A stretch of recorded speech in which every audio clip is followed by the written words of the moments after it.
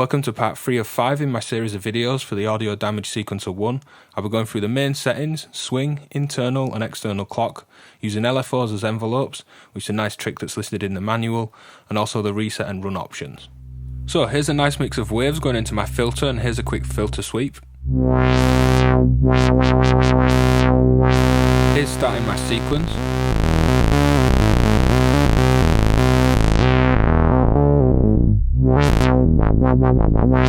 With the filter down, I've got CV1s out on the sequencer going in the cutoff control on my filter. I'm going to look at creating envelopes with a sequencer 1 which doesn't strictly have any envelopes, but using the LFO we can create some. By pressing Alt and Sequence we can set the CV output, and here it's set to linear with a programmed CV from a previous part of the videos. Changing this to LFO and then pressing Mod, we can keep pressing to go through the various modulation parameters for the CV outputs. So here's a sine wave on the LFO with a step length of 1, and here's the LFO's depth control.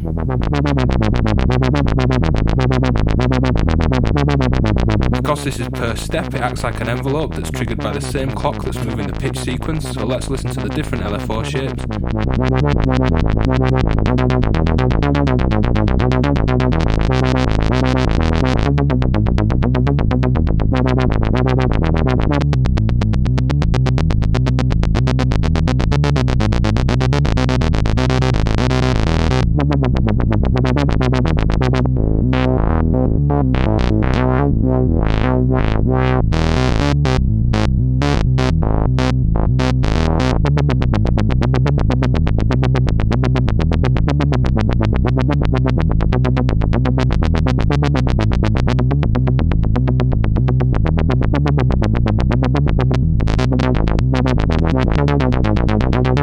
So there's the ramp down, and we've got the amp control for the depth of the LFO.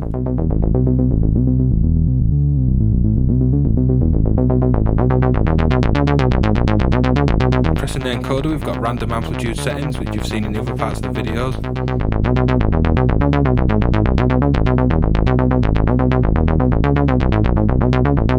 We can use the range select to make this positive and minus, which is bipolar, or just positive or negative, and I'll leave that positive for now.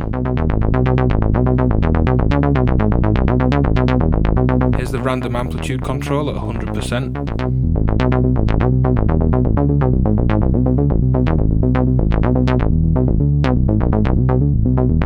So you can have 3 CV outputs at once. One could be an envelope style LFO like here, one a programmed sequence, and a normal LFO with a rate, and many more steps in the sequence for something much slower. Looking at the internal clock and the main settings for the sequencer, I'm using the clock's output here to trigger the white noise which is playing on each step, and I've got an LFO on the CV output acting like an envelope from the previous part of this video. Here's taking the clock out.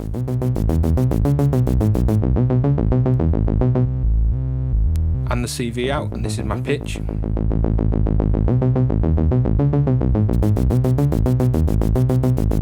Pressing Alt and going into global, you can see the internal clock setting. Going to external clock, the LFO is still running internally until it receives an external clock. Notice that the LFOs are still running even though the sequencer has stopped. Sticking with internal clock for now, you can see this is running, and we've got tempo which can go from 10 BPM right through to 240 BPM and anywhere in between.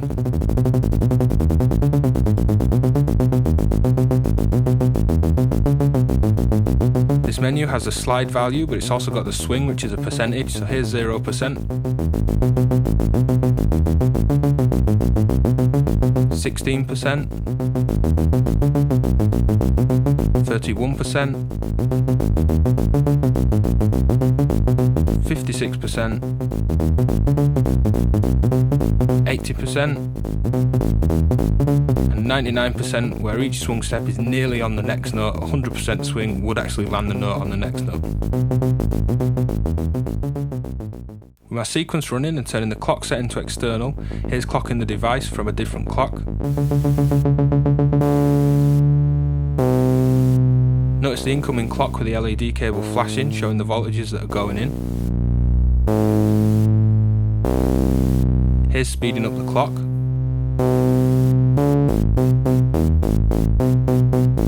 Notice if I ramp the speed up and down on the external clock, the LFO has a couple of beats where it plays catch up.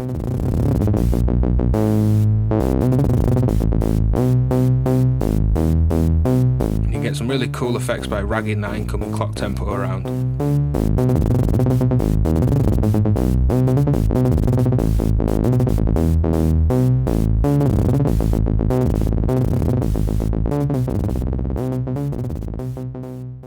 Run by default is normal to a high voltage, meaning that the sequencer will run, but plugging in a cable and adding in the negative voltages we can stop that sequence running. A positive signal will make the sequencer run, and the negative one, highlighted when the LED cable glows yellow, will stop the sequencer running. Notice the clock output still passes the clock through even when we stop the sequencer running.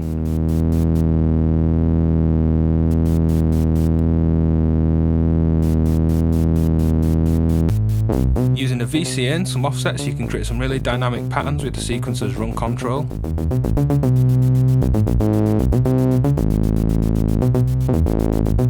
And using that alongside the performance repeats can lead to some really cool effects as well.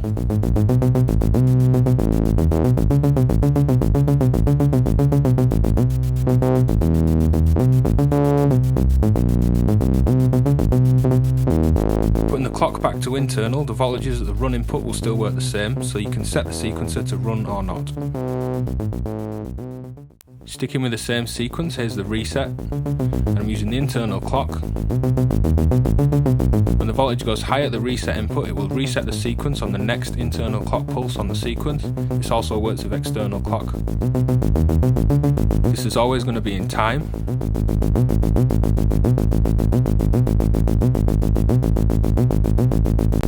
Using something like a random pulse output, you can get some nice random changes in that sequence with random reset points.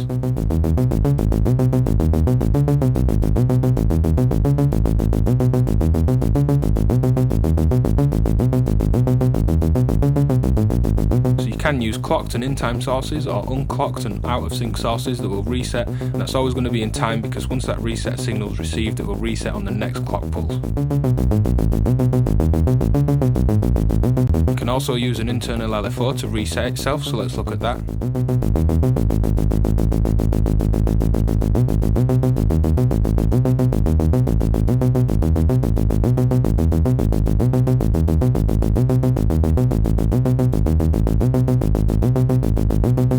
So that's it of part 3 of what will be a 5-part series on the Audio Damage Sequencer 1. Hit like and subscribe for more from me, and check the Patreon link to see how you can support my channel.